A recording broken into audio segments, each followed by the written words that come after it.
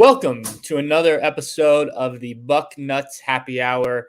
We are in Wisconsin week for Ohio State, but it seems all anyone can talk about, both with the Buckeyes and outside of Buckeye Nation, is what's going on up at Michigan and the sign stealing scandal that's kind of captivated the college football world.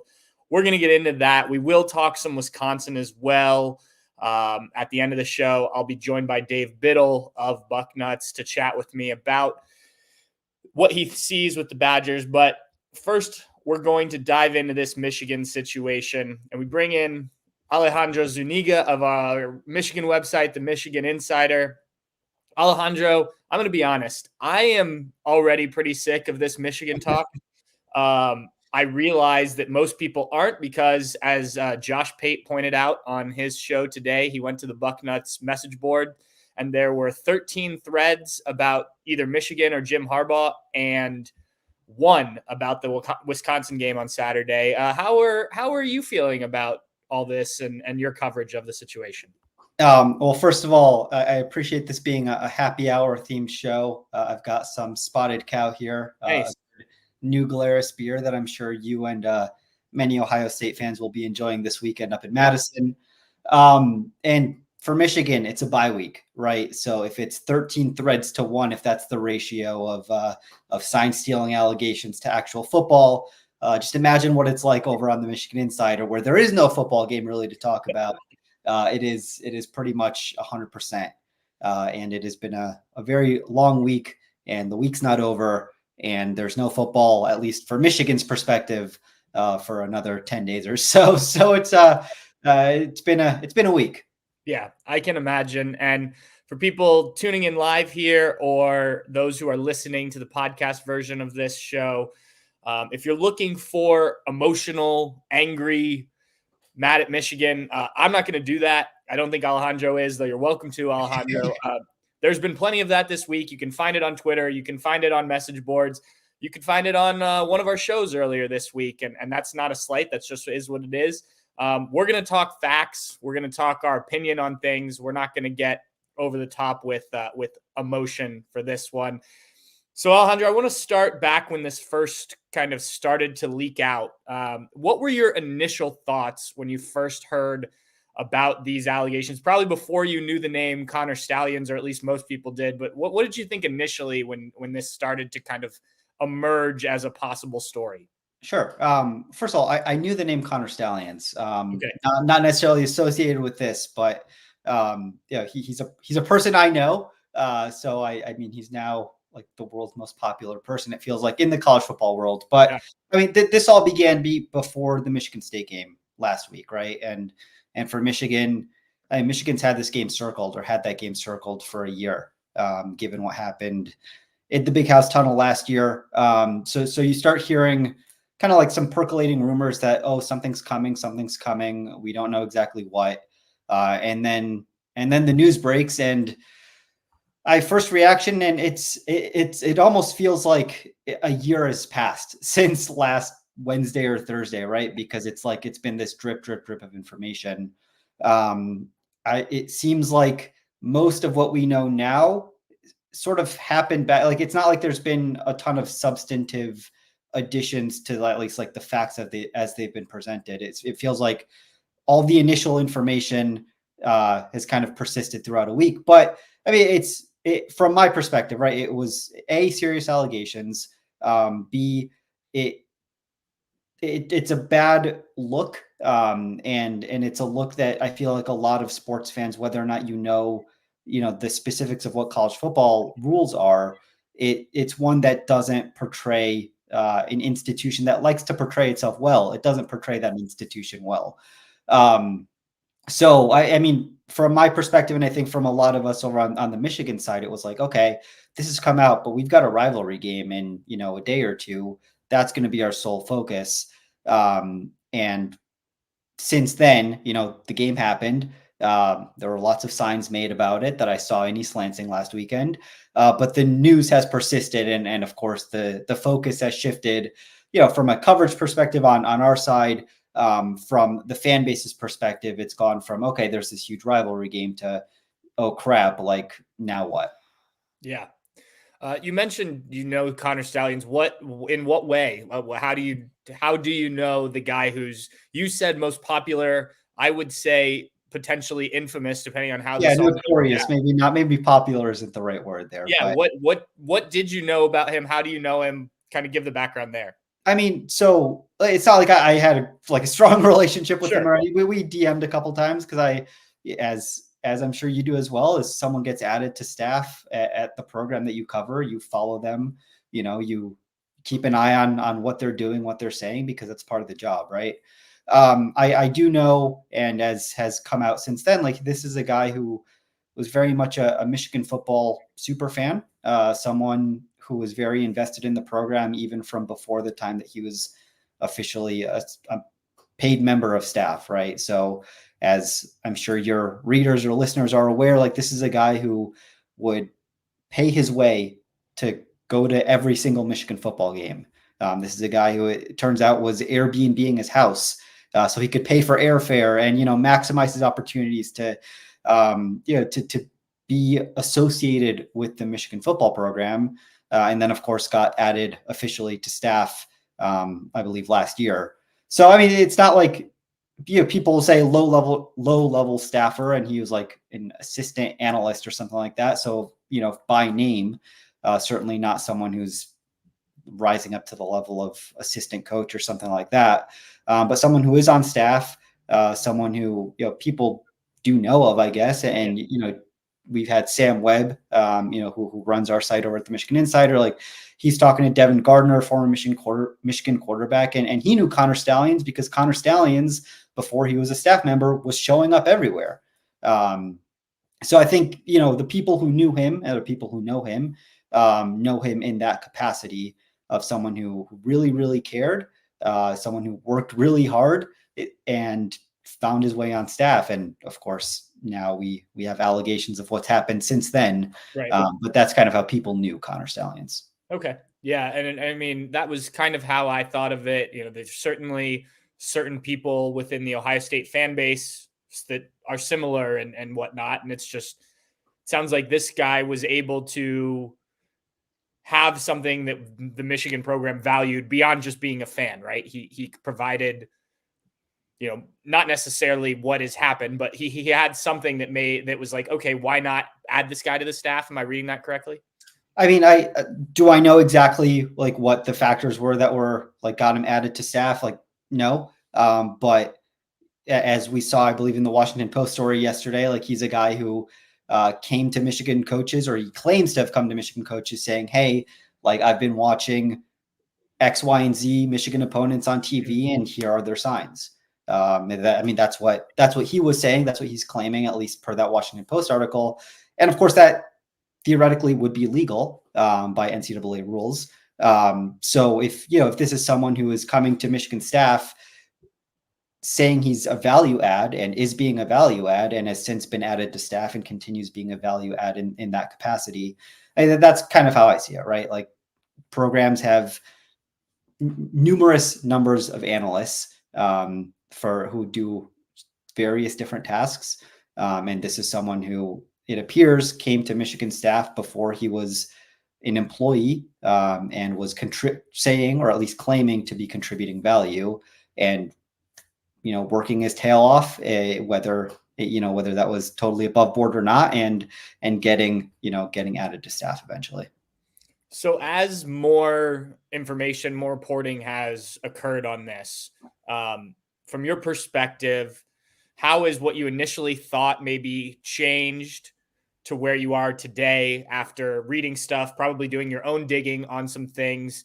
Kind of where do you stand on this whole situation as we sit here on Thursday, October 26th at 2:12 p.m. Eastern time, with the possibility that more news will come out here in the future? Sure. It does feel like, and I was joking to our Michigan State beat writer as we do our Behind Enemy Lines show every week, and as the Mel Tucker stuff broke, it's like you have to give the timestamp of when it's being recorded, because things can change between this moment and even 20 minutes from now, right? I think my perspective, it varies, right? I think there are a couple factors at play here. Number one is that there's a lot of Michigan fans who want to say it's nothing, and there's a lot of everyone else who want to say, death to the program, and it's time for the death penalty or something along those lines. Yep. The reality, as it always is with these discussions, is probably somewhere in the middle. Mm-hmm. The way I perceive it at this moment is that Connor Stallions and potentially others, but probably led by Connor Stallions, was doing something to decode opponent signals that was probably, whether that was explicitly against the rules or against the rules as they, from like a moral perspective, right? Like against the spirit of the rules, that they were doing something that was probably overstepping the line of at least the very moral of the rules, and potentially and probably against how the rules are written. Whether that or whether Jim Harbaugh, whether other like higher level staff members were aware, I'm not sure of. I would tend to think that Jim Harbaugh himself was probably, not directing it. But that's not to say that if that occurred, that Jim Harbaugh and the program aren't responsible, right? As the head coach, you have to have responsibility for what goes on in your program. Whether or not you knew of it, it is not necessarily the question, right? If it happened, you were supposed to be aware of it. If it happened under your program, you are the one who ultimately is responsible for what your program does. So as this turns out, like, as I'm thinking about this, right, you have to consider the NCAA as an organization. You have to consider, there's just so many different factors, but from the NCAA as an organization, like, are they an organization that has teeth? And I don't know if they do or not. Sure. I think they want to have teeth, right? They want to hold some control over the sport that they ostensibly run. But you see what's happened with LSU, with UNC, with other programs, major programs that have had major violations, and the punishment has been very little, right? We've had FBI investigations into programs, and the punishment's been very little.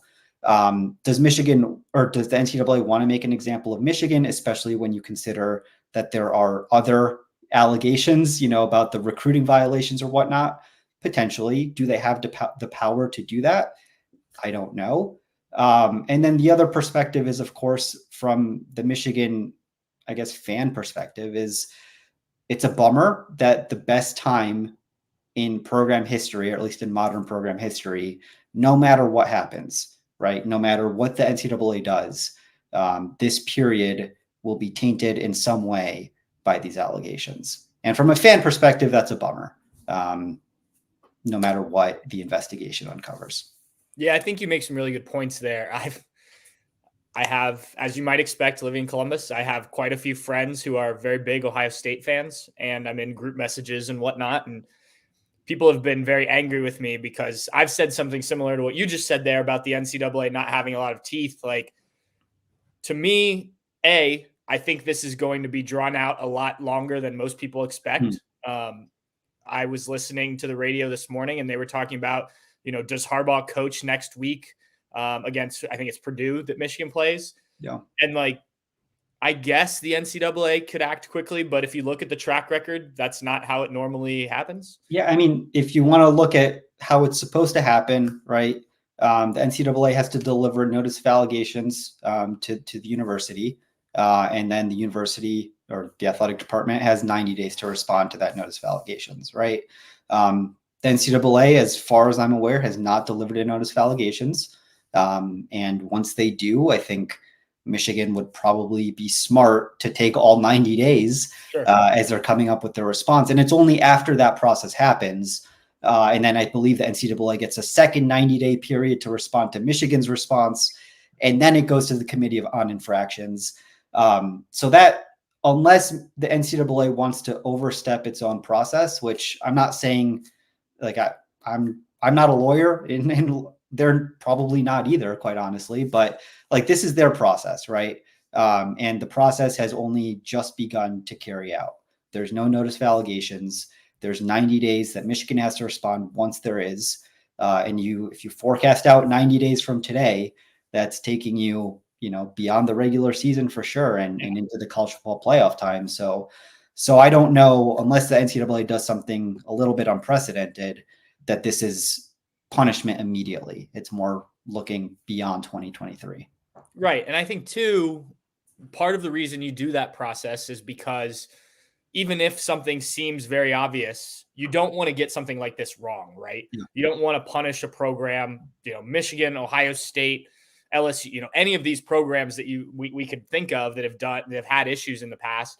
You don't want to punish them and then a year later realize, oh, we missed this, or oh, this, and you don't want to come to a conclusion that there shouldn't be a punishment, or it should be a minor punishment, and then find out later that you have to go back and do something even more. And, this is not just a Michigan thing. This is, like I said, any program who commits any sort of violation, you want to do your due diligence.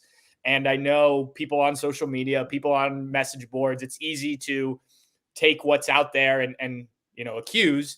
And I think there is some damning evidence of something for Michigan or for Connor Stallions or however this falls. But to just decide something quickly and then risk it's like with any, that's why you have, things go to court and whatnot in a legal sense, because you want to get all the facts and you want to hear both sides and everything. And I think that's important to remember, even in our society where we're quick to jump on, oh, this is clearly what happened type of thing. Let me ask you this. What is the feeling you mentioned earlier, your guys' message boards, people thinking maybe this was, this is getting blood. Like, what is the tenor of things in Ann Arbor right now? Tumultuous. I don't know if I can really put my finger on any one response, right? Because it's one of the largest living alumni bases in sure. sports, and people are going to feel different ways about it. I think there's one sector of the Michigan fan base that feels like Michigan is this shining beacon of responsibility and of doing things the right way. And oh my goodness, like, how could we ever do anything remotely close to potentially be cheating, right? I think there's a section of the fan base that feels, thank goodness, man. Like, thank goodness that we are, not that we got caught, but thank goodness that Michigan is actually trying and doing whatever it can to push the boundaries of what's permissible or not to gain a competitive advantage, allegedly. And then there's a whole bunch in the middle, right? Of what does this mean for Jim Harbaugh's future? He's a guy who, has looked at the NFL before, has made no secret about his desire to win a Super Bowl. If this is now 2 different NCAA investigations into his program and uncertainty that's going to affect, his job stability, or his program stability, does he decide this is the right time to make his last gasp effort? And what does that mean for the future of the Michigan program?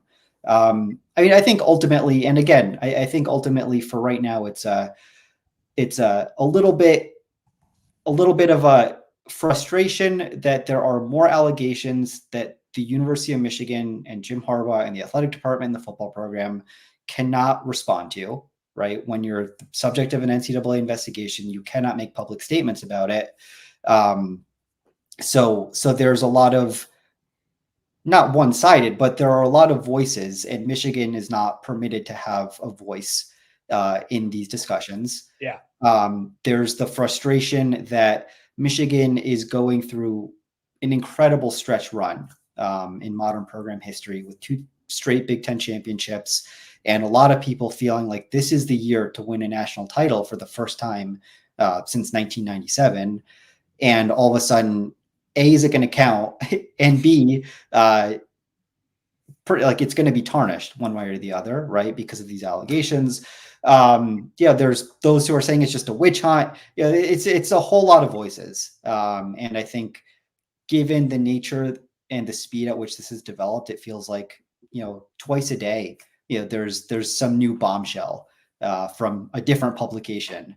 So it's all developing and evolving very quickly, and that leads to a lot of emotional responses. You touched on a couple of things I was going to ask you about anyway, so we'll go there. When I had you on before the season, we're talking about Michigan season. We're talking about a lot of different things. I asked you about covering Jim Harbaugh, and you talked about, like, when you were overseas, covering the program and getting to sit down with him and things like that. Mm. I also get the sense that there are a good amount of people that just don't like this guy. And I'm not just talking Ohio State fans. He's a quirky guy, and I think some of that rubs people the wrong way. Maybe even people within the Michigan program or Michigan family, I guess, not necessarily program. Do you think that, there's, like you said, there's already been talks about him going to the NFL. I mean, do you think that impacts any of this at all, that there may be kind of this love-hate relationship with Jim Harbaugh, if for lack of a better term?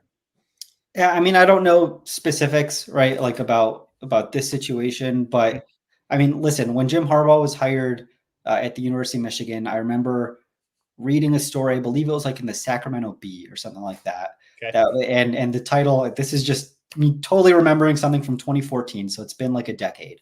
But it was like, the 10 rules of like dealing with your new Jim Harbaugh. And it was basically that, which is like, he's going to do it his own way. He's going to be, he's going to be weird and lovable in some ways and weird and frustrating, sometimes at the very same time. He's going to he's going to have some rough edges that clash with the rest of your institution. Yeah.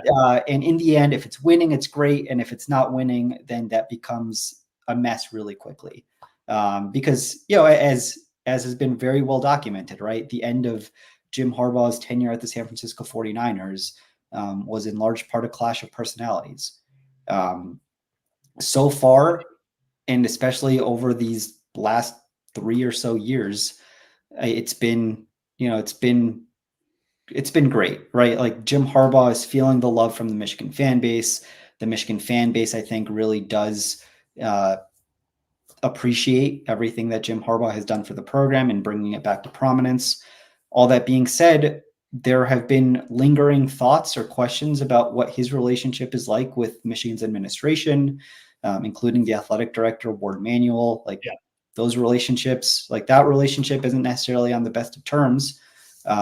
So I mean, that's part of it, right? Is like Jim Harbaugh is someone who's very football minded to a sense that's often a detriment to maybe personal relationships. And when you all of a sudden are dropping 2 NCAA investigations on top of what already may not be the best relationship with the administration, like what does that mean for the future? I think that's questions that every Michigan fan has and is aware of and isn't quite sure what's going to happen. Yeah. You also touched on the success that the program's had the last 2 years.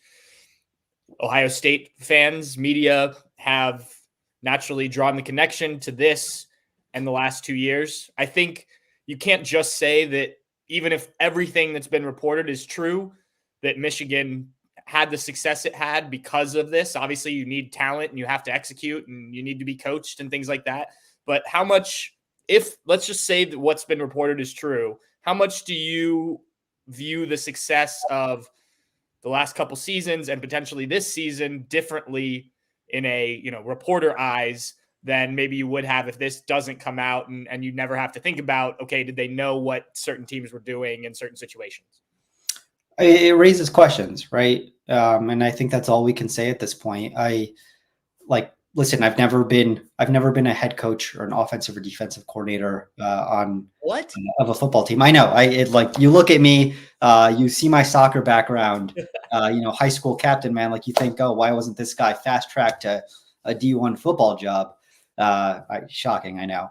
But so all I know is what I hear from other people who have been, right? And what you hear from coaches is like everyone steals signs, right? Or the vast majority of teams are trying to steal signs. From the big picture, like it's legal and it's expected. The NCAA a couple of years ago considered removing, the statute that Michigan supposedly violated because they claimed that it was no longer, or like that it was a minimal competitive advantage to be pre-scouting opponents, as Michigan is alleged to have done. There's the, if Connor Stallions, if he was true and being honest in the fact that he was stealing signs just from the TV, and I imagine then like all 22 footage, like that's legal, right? Yes. And so how much advantage does Michigan gain from going to scout Georgia 5 times and going to scout Ohio State in person? It's probably not zero, but it's also probably not like as bad as some people are making it seem, right? So I don't know the answer. I guess it is my answer, which is fraud. It does it put an asterisk on things? It clouds things, I think, a little bit, right? Does it make a difference if Michigan knows what defense Ohio State's going to run when Hassan Haskins is running for 5 touchdowns? Like Michigan threw the ball like 4 times in the second half against Ohio State in 2021, right? It's like everyone knew it was coming. Ohio State knew it was coming. It still worked, right? You would much rather win that game and win the Big Ten championship and have no cloud, no one casting aspersions over how it happened. And people will now for the rest of time is people will look at the 2021 and 2022 Big Ten titles and say asterisk or cheaters or whatever, no matter what this NCAA investigation turns up, right? That there will always be that cloud. So I think it all comes down to who you ask, because if you look at, Louisville winning the national title over Michigan in basketball in 2013, I believe, and that was vacated. But you still felt it if you're a fan, right? You still, if you're a player, you still got to lift the trophy. You were still, making snow angels on the turf at Lucas Oil Stadium with maize and blue confetti. Like nothing that happens can take that away from you. But at the same time, the legacy will forever be tarnished. And I think the question is, how much is it going to be tarnished? Because that's what the NCAA investigation will ultimately kind of decide. Yeah, I was having a similar conversation with a friend this morning, actually. My buddy, who's a big Buckeye fan, who lives in Florida and doesn't have the opportunity to talk to people as much now that he lives down there. And I was like, well, maybe they vacate wins, but like, does that matter to like, okay, so Ohio State's record against Michigan changes by 2 games, but everyone watched that game. Michigan fans were happy about it. Ohio State fans were not happy about it. Like, I've never thought that really is a punishment. It's a punishment. I guess like it would make Michigan further away from 1,000 being the first team to 1,000. That is true. That is true. Michigan was they're planning celebrations for probably later this year for their 1,000th victory. It could come against Ohio State, right? If Michigan lost to Penn State, or I guess to Purdue or to Maryland, but it's there are celebrations planned, and if the wins get vacated, then all of a sudden you have to, put those on pause for maybe a couple of years down the road or something. Who knows? Yeah, it'd be funny if they celebrated it once and then celebrated it again. I guess you get 2 celebrations then. The only team to win 1,000 games twice. Yeah, that's pretty cool, man. That's you got to say, make that happen, NCAA. Yeah. All right, Alejandro. Well, thank you very much. I wanted to get your insight because I knew it would be insightful, first of all, and different than what a lot of we're getting in Columbus and in Buckeye Nation. I think you brought that. Not that everyone in this chat necessarily agreed with you live, but I didn't expect that. I don't think you did either. But thank you very much. I didn't see we had a public chat. That's great. Probably for the best. A lot of what you would expect in there. But thanks again. And you and I will talk on your weekly podcast Monday, I imagine. And then I hope to have you back on here in a few weeks before the game up in Ann Arbor. So if the program even exists, right? Because that's true. Who knows? Who knows at this point? Well, regardless, we'll talk that week anyway. Thank you. All right. That was Alejandro Zuniga, who joined us as a part of our 24/7 Sports Michigan site, the Michigan Insider. They've done a lot of work on this. I know Ohio State fans aren't clamoring to hear the Michigan side of things, but I do think it's valuable to hear kind of the other side of the coin from time to time. So wanted to get Alejandro, and I think he brought some stuff. Now let's talk about what people care significantly less about this week, it seems, and this Wisconsin-Ohio State game on Saturday night. And to talk With me about that, Dave Biddle, my buddy from we're both from Bucknuts. Dave, what's going on? Well, it's good to be with you, Patrick. You're right. I mean, like we're all focused on the scandal at Michigan. It's like, but the Buckeyes have to play a decent team. Is Wisconsin a great team? No. Are they even a good team? No, but they don't suck. And if they're ever going to play their A game, it's going to be this week, their place at night. Luke Fickell going against his former team, and they're coming off a really good comeback win over Illinois. So yeah, hopefully the players and coaches are locked in. The fans and media, we can all be focused on the scandal at Michigan because it's hella interesting. There's no doubt about it. But hopefully the Buckeyes are focused on the Badgers this Saturday night. Yeah, Alejandro and I just did 30 minutes on that. I think we got up over 300 live viewers while watching this, which probably is a record for the happy hour. So people definitely are interested. I brought up the video that was going in our internal text from Josh Pate's clip today of saying how he went over to the Bucknuts message boards and there were 13 threads about Michigan and one about the Wisconsin game, which I think was actually my story about the Wisconsin game. I don't even think that was something that one of our readers posted. So, but let's get into it, Dave. Just your initial thoughts. You just mentioned Wisconsin, not a great program this year, but just your initial thoughts from having watched the Badgers a little bit this year, as you said, first year under Luke Fickell.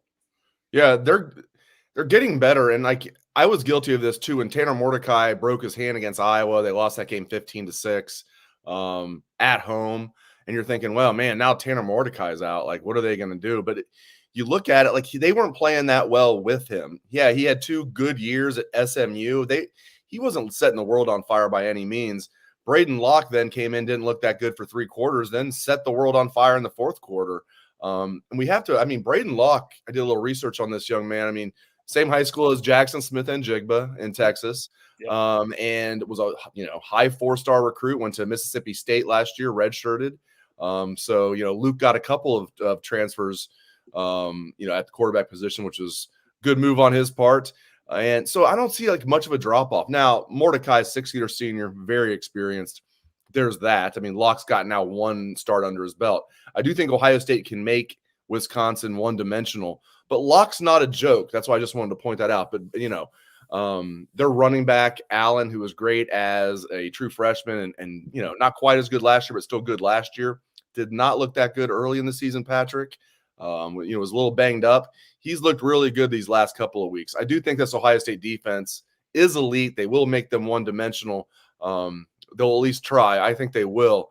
But yeah, Wisconsin's not a joke. They're not a joke. I know you look at them and they're they're 5-2, but they've lost to 2 decent teams, Washington State and Iowa. Iowa, at least a really good defense and a terrible offense. But yeah, man, this is hopefully the Buckeyes are focused on this game because, I've been to Camp Randall. I know you have too. It's going to get, especially at night, it's going to get rocking there. Again, this will be their Super Bowl. We'll see what happens. But Ohio State, I think their defense is going to make Wisconsin a one-dimensional team. Yeah, Ryan Day brought it up on the radio show earlier today. Not only a nighttime game, he didn't bring up the Fickell factor, but I think that's certainly a part of it. But Halloween weekend in Madison, and I've been to Halloween weekend in Madison as a college student. If you've ever been to OU's Halloween weekend, which is a big thing here, it's very similar, but a bigger school. And which one's better? Because I haven't been to Wisconsin's. I've been to OU's. I knew more people, obviously, at OU. I did have a couple friends that went to Wisconsin in college, so I think I had more fun at OU's. But if I were a student at Wisconsin, that would, every weekend in Wisconsin is pretty lit, as the kids say. But that one definitely took it to another level. So then you throw in Ohio State coming to town for a night game. They already drink all day for night games. Yes. It's going to be a party in Madison. I asked Ryan Day earlier this week. We talked about it a little bit on Tuesday, and you just kind of went down this road. You had that game in 2017, was it, when they beat Penn State? Pretty emotional game. Then you go to Iowa and lay a huge egg the next week. I don't know how much you can draw connections, but there is a little bit of similarities, I feel like, between that. You mentioned the Buckeyes being focused.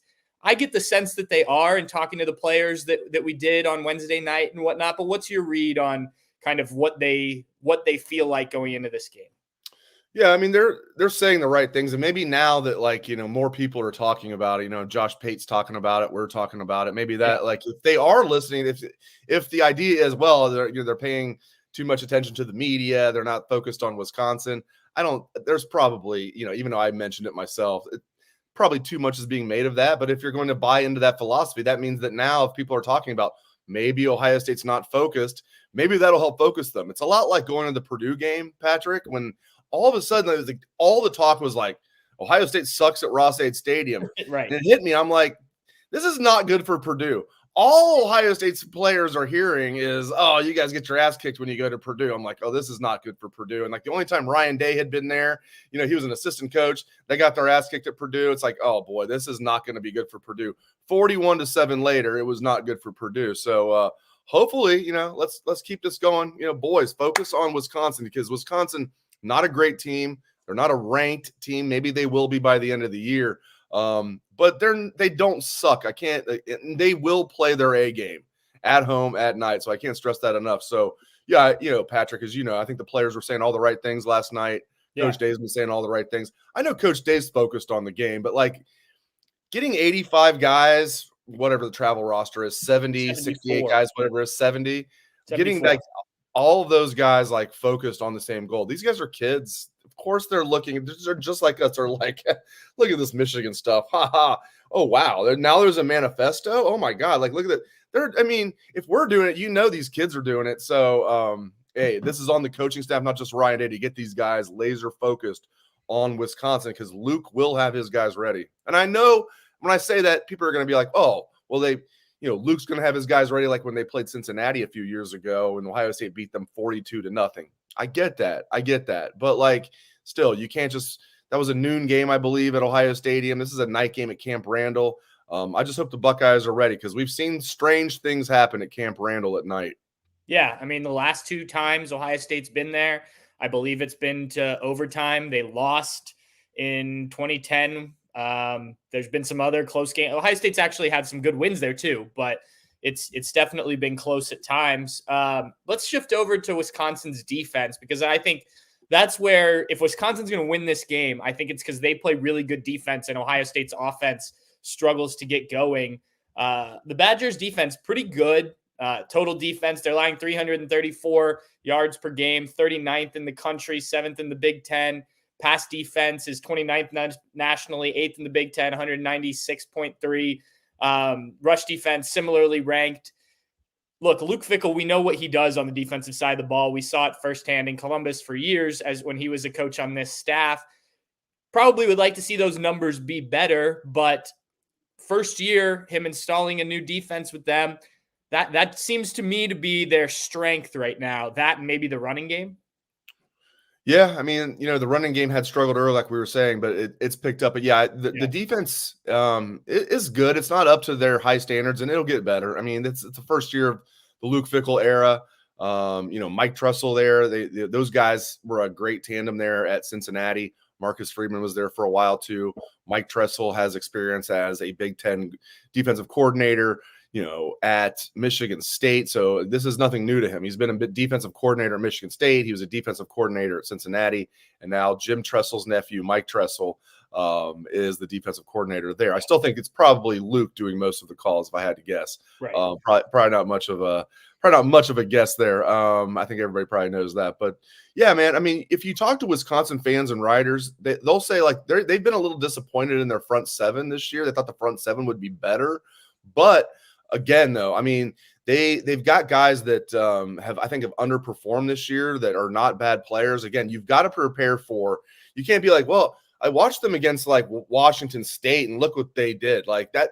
That's not going to be what we see Saturday night. Like whoever that is out there, they're gonna bring it up a notch, and Ohio State has to be ready for that. But I think this Wisconsin secondary is good, so it's gonna be interesting if Emeka Egbuka plays for Ohio State.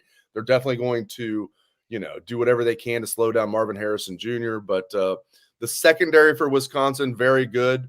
The defense overall, pretty good. The front seven hasn't played all that well yet, but again, they've got some talent up there.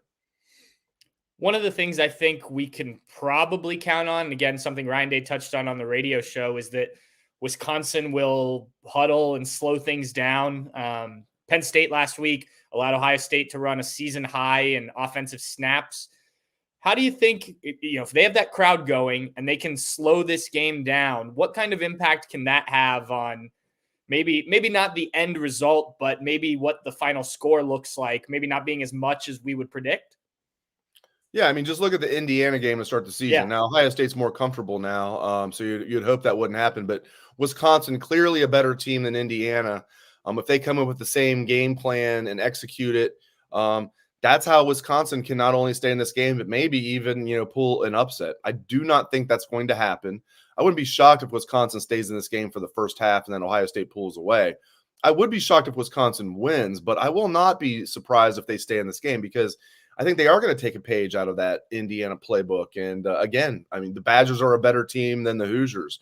Again, they're playing at home at night. Yeah, that game was at Indiana, but, that's half Ohio State fans or more in the stands and not at night. This is not going to be half Ohio State fans in the stands. Still, Buckeye Nation travels. But, yeah, I mean, I think that will be the game plan for Wisconsin is to run the ball, slow things down, limit the possessions. That tends to equal everything out. And as much as possible, if you're the weaker team, you want to limit possessions as much as possible, then all of a sudden 1 or 2 turnovers, 1 or 2 big plays can decide the game, as opposed to if you're going frenetic and there's a ton of plays that wouldn't have as much of an impact. So I have no doubt they're going to take a page out of what Indiana did and some other teams and, Youngstown State knew they had no chance, Patrick, but they still did the same thing, trying to limit just to make the score look good.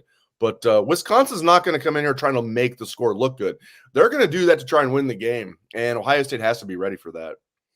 Yeah, I mean, look, Wisconsin, this game is big for them because of the Big Ten West, and they've already lost to Iowa. They currently are up 1 game because they've played 1 more game, but a win here, and they're really kind of in the driver's seat the rest of the way.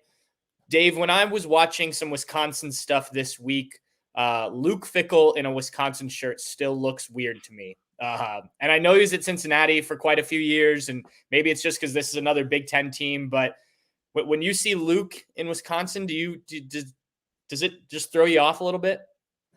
It does. He does like red, apparently, yeah, it does seem so. Right? I mean, hopefully he's a Reds fan. I guess even if he's a Guardians fan, it wouldn't matter. But seriously, like he goes from Ohio State to Cincinnati to Wisconsin. I will say this, if it was straight from Ohio State to Wisconsin, it'd be a lot weirder, but yeah, it's still weird. And I didn't see this coming. I thought, obviously he did great things at Cincinnati and I knew he was, headed for a Power 5 job. I didn't see Wisconsin coming at all. So it's definitely weird, especially if you look back on his career. I mean, he had battle royales with Wisconsin, as a player at Ohio State, 93, the tie in Madison. Even 96, Wisconsin with true freshman Ron Dane, they get up at Ohio Stadium, takes a Demetrius Stanley late touchdown, made D rest in peace. Demetrius Stanley touchdown there at Ohio Stadium in 96, Luke's senior year. It's weird because Wisconsin at that time, and still to an extent, even though Ohio State's won 9 games, other than the obvious ones, obviously Michigan is the rival, and there's Penn State Wisconsin was right there. They still kind of are. There's obviously Michigan, and there's Penn State, and then it's who's the next? It was definitely Wisconsin for a while, definitely, because the only Big Ten coach to ever have a winning record against Jim Tressel, Barry Alvarez. Trivia question there. So it is strange, man. It is strange. I didn't see it coming, but I will say this. When they're not playing Ohio State, I'm now a Wisconsin Badger fan because I've always loved Luke Fickell. So not this Saturday, I won't love Luke Fickell, but yeah, it is weird, no doubt about it. All right, last thing, just kind of looking at the Big Ten West just in general, obviously doesn't have the same kind of cachet teams as the Big Ten East, but how do you think this plays out on that side of the coin? Who represents that side of conference in the championship game?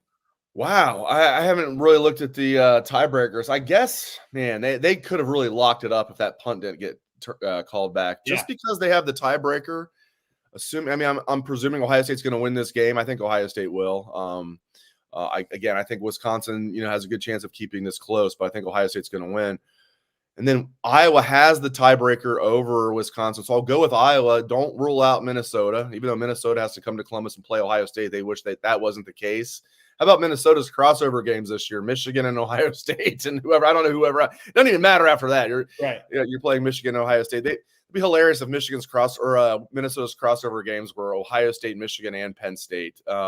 Probably not. But anyway, I will go with Iowa just because they own the tiebreaker over Wisconsin. But I think Wisconsin actually is a better team. And again, I can't stress this enough. This Braden Locke kid, let's not overlook him. He's not a scrub. He's a redshirt freshman. Nobody knows anything about him, but he seems like he's like at least a decent quarterback to me. Yeah. Minnesota's third crossover game is Michigan State. So they get a little bit of a break there. It's this weekend. So they'll get a little bit of a break there against the Spartans, you would think. All right, Dave, thank you very much for jumping on. Your Badger insight as a Bucknuts writer was great, so I appreciate it. Hey, I follow, the rest of the Big Ten. I always have. I try to watch as much Big Ten as I can. I know. I don't even get people on Twitter like, why are you watching that game? There's 6 better games that are on. I get that a lot. I'm like, I know. I mean, I flip back and forth. It's not like I ignore the rest of college football, but I am a bit of a Big Ten junkie. So, Patrick, I appreciate you having me on, sir. Good stuff out of you. The Bucknuts Happy Hour continues to grow. You're the man, Patrick. Appreciate you, my friend. Thanks. I'll talk to you soon. All right, that was Dave Biddle from our Bucknuts 247 site. If you want more Dave, he will be the host of the Bucknuts Morning 5 on Friday morning. And then Saturday night, if you are feeling like staying up a little late after the game, continuing to either bask in the glow, the way we think it'll go, or be really disappointed, Dave will have the What We Learned live immediately after the game. I think he's usually joined by Bill Kurlick. I don't really know what he does before Steve and I jump on after the post-game interview, but always a good show, and we'll be talking some Buckeyes and Badgers post-game there if you need more Biddle in your life. Couple questions I saw pop up, and if there were more and I missed them, I'm sorry, but there were a couple ones that I noticed in here that I wanted to answer real quickly. The first one's from Bobby McCormick IV. Patrick, do you think what Michigan did is worse than Tattoo Gate? I've talked about this before on here. I think given what we know now about college football and NIL and everything, Tattoo Gate just seems so ridiculous. I had Devere Posey on here before the season, and he was obviously involved with that. Talked about how he didn't even feel like that was the worst thing people were doing on that Ohio State team that year in terms of things that were against NCAA rules, and that was stuff that everyone was doing. So yeah, I mean, I think, look, unless you can prove down the road that a bunch of other teams were doing what Michigan has been accused of doing with the sign stealing and the way that they were stealing signs, I certainly think that this is worse than Tattoo Gate. Will the punishment fit the crime? We'll see. As I said earlier, I am skeptical of what the NCAA will do here. I've learned not to trust the NCAA to dish out appropriate punishment, and I think people will end up being a little bit more disappointed than, at least if you're not a Michigan fan. But that's just my opinion. We'll see what happens. Other question from Bryce Shump. Do you think Lincoln Kienholz or Aaron Nolan will be the starter next year if they come and outperform McCord? I don't. I think Kyle will, assuming he chooses to come back, which I certainly think he will at this point. I think he will maintain this job, assuming health. Look, I think Kyle's gotten better and better. I've had this idea in the back of my head, kind of looking at first-year starting quarterbacks, that the numbers and how it compares to what McCord's done this year.